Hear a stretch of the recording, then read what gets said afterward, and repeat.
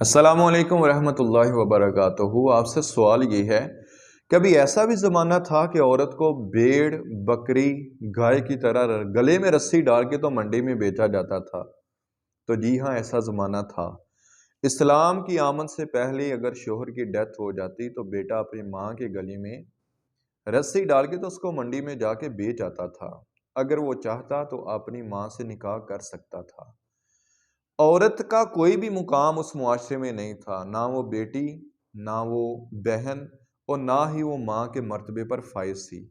وہ جس صورت میں بھی ہوتی اس کو صرف اور صرف غلام سمجھا جاتا تھا، اس کو پاؤں کا جوتا سمجھا جاتا تھا، اس کو ایک قسم کا انٹرٹینمنٹ کا جو ریسورس ہوتا ہے یہ سمجھا جاتا تھا۔ اس کو کوئی بھی انسانی حیثیت جو ہے یہ نہیں ملتی تھی۔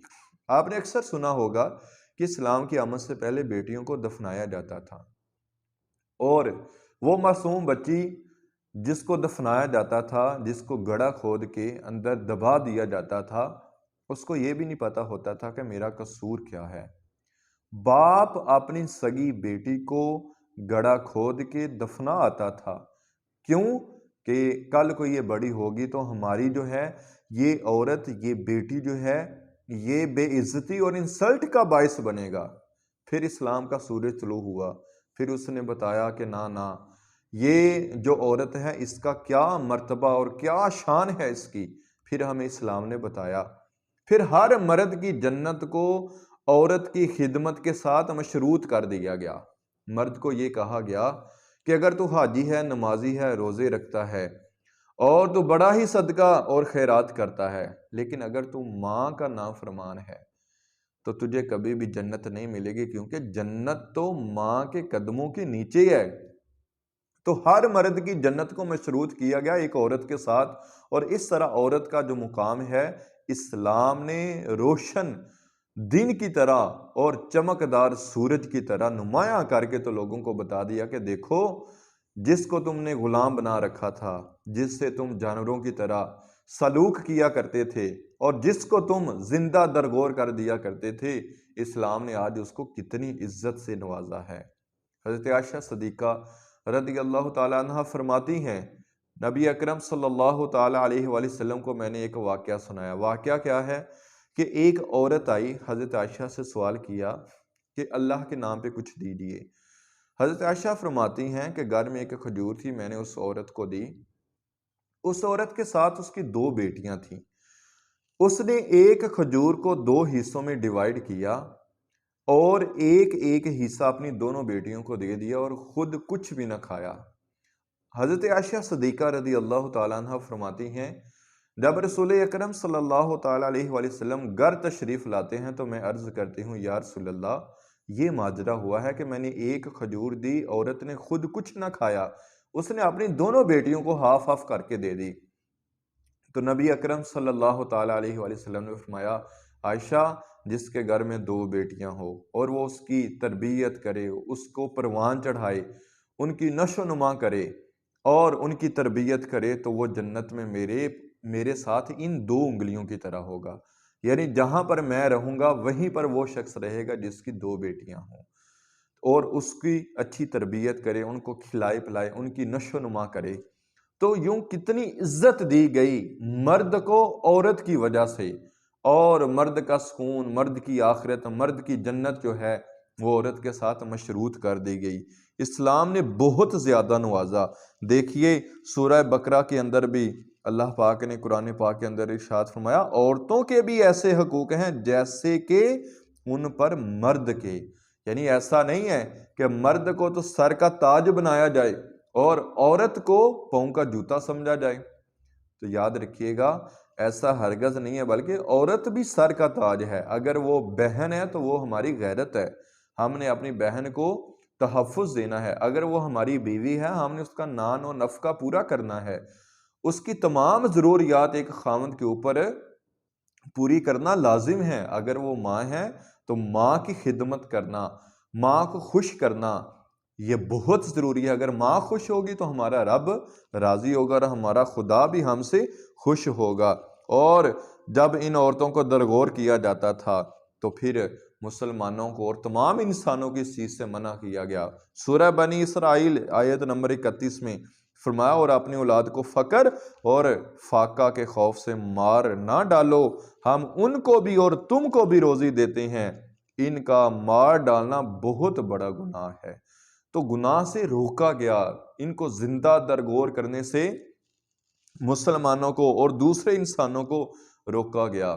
کہا جاتا ہے کہ روایت میں آتا ہے کہ رسول اکرم صلی اللہ تعالیٰ علیہ وآلہ وسلم کے پاس بنو تمیم کے رئیس سے ایک، اور ان کا نام تھا قیس بن عاصم، یہ آتے ہیں اور نبی اکرم صلی اللہ تعالیٰ علیہ وسلم کو عرض کرتے ہیں، یا رسول اللہ، زمانہ جاہلیت میں نے اپنی 8 بیٹیوں کو زندہ درگور کر دیا، ان کو زمین کے اندر دفن کر دیا۔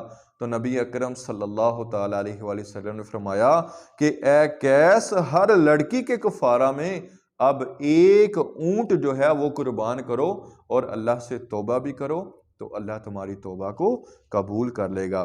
تو یاد رکھیے گا، عورت کی خدمت اور ماں کی خدمت کے ساتھ مرد کی جنت کو جو ہے یہ مشروط کیا گیا۔ آپ لاکھ حج کر لیں، عمرے کر لیں، کروڑوں خرچ کر دیں صدقہ خیرات کے اندر، لیکن اگر آپ کی ماں آپ سے راضی نہیں ہے تو یاد رکھیے گا کبھی بھی جنت کی آپ خوشبو بھی نہیں سونگھ پائیں گے۔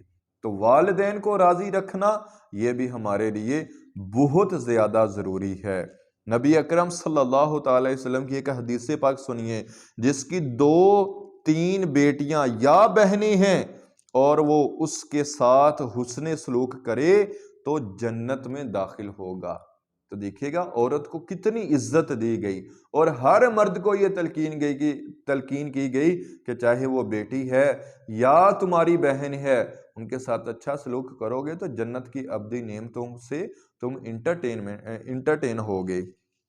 اسی طرح آپ صلی اللہ تعالیٰ علیہ وآلہ وسلم نے مزید فرمایا، لڑکی کی پرورش والدین اور دوزخ کے درمیان پردہ ہے۔ اب اس حدیث پاک سے وہ لوگ بھی سبق حاصل کر سکتے ہیں جو بیٹی کے پیدا ہونے پر جو ہے وہ ایک قسم کی پریشانی کا اظہار کرتے ہیں۔ تو آقا کریم صلی اللہ تعالیٰ علیہ وآلہ وسلم نے فرمایا کہ لڑکی کی پرورش والدین اور دوزخ کے درمیان پردہ ہے۔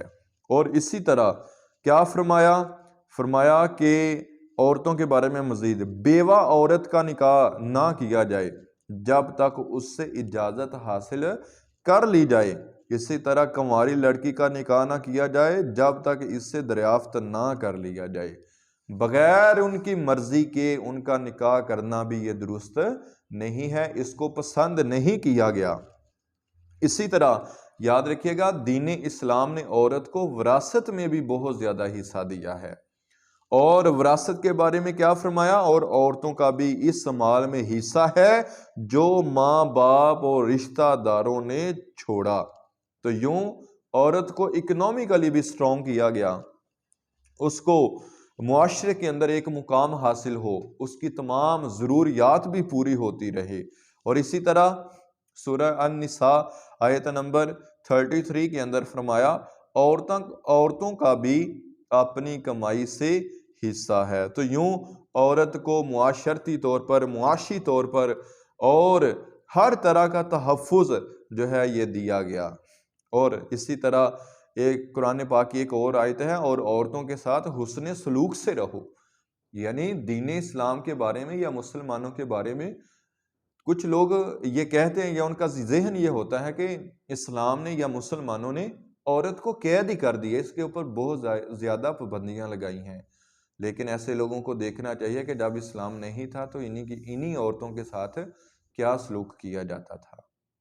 نبی اکرم صلی اللہ تعالیٰ علیہ وآلہ وسلم نے فرمایا کہ تم میں سے بہترین شخص وہ ہے جو اپنی بیوی کے ساتھ بہتر ہے، جو اپنی بیویوں کے ساتھ بہتر ہے۔ اگر آپ اپنی وائف سے اچھا سلوک کرتے ہیں تو حدیث پاک کے مطابق آپ بہترین لوگوں میں آتے ہیں۔ تو دیکھیں، عورت اگر بہن ہے پھر بھی تحفظ دیا گیا، عورت اگر بیٹی ہے تو کہا گیا ان کی اچھی پرورش کرو گے تو جنت میں جاؤ گے، عورت اگر بیوی ہے تو کہا گیا ان کے ساتھ اچھا سلوک کرو گے تو تم لوگوں میں بہترین ہو، اگر عورت ماں ہے تو یہ کہا گیا کہ اس کی خدمت کرو کیونکہ اس کے پاؤں کے تلے جنت ہے۔ اس کی خدمت، اس کی فرما برداری، اس کی آؤ بھگت کرنا یہ تمہیں جنت تک لے جا سکتا ہے۔ تو یوں دین اسلام نے عورت کو بہت زیادہ عزت دی ہے۔ تو یاد رکھیے گا، ہمیں بھی اپنے گھروں کے اندر اگر اللہ نے بیٹی سے نواز رکھا ہے تو اچھی تربیت کریں۔ اسلام کے مطابق حضرت سیداتنا فاطمہ الزہرا رضی اللہ تعالی عنہا کی سیرت کے مطابق ان کو ڈھالیں، ان کی تربیت کی جائے۔ نبی اکرم صلی اللہ تعالی علیہ وآلہ وسلم کی احادیث کی روشنی کے اندر اپنی بہن، اپنی بیٹی اور اپنی جو بیوی ہے ان کی تربیت کی جائے گی تو انشاءاللہ یہی بہن، بیٹی اور بیوی ہمارے لیے جنت کا سبب بن سکتے ہیں۔ السلام علیکم ورحمۃ اللہ وبرکاتہ۔